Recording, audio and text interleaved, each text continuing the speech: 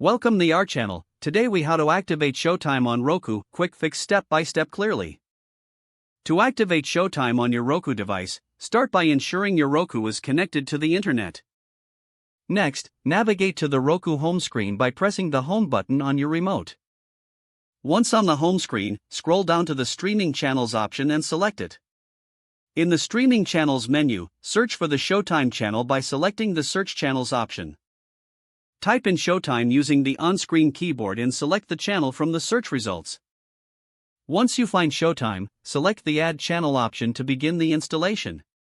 After the channel is added, return to the home screen and locate the Showtime channel in your installed channels list. Open the Showtime channel, and you will see an activation code on your screen. Using a computer or mobile device, visit the Showtime activation website at showtime.com/activate. Enter the activation code displayed on your Roku screen into the appropriate field on the website. Sign in with your Showtime account, or create a new account if you do not have one. After signing in, confirm the activation process, and your Showtime channel should activate on your Roku device. Return to your Roku and wait for the activation to complete. Once activated, you can start enjoying Showtime's vast selection of movies and series. If the page does not load, refresh the browser or try again in a private or incognito window.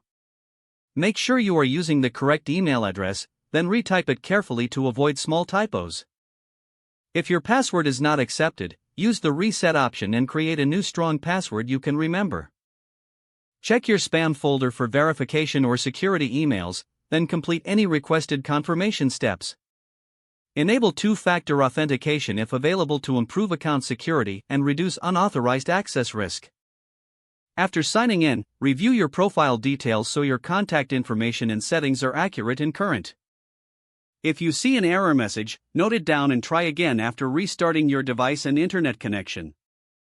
Log out when you finish, especially on shared devices, to keep your account and payment information secure. If the page does not load, refresh the browser or try again in a private or incognito window.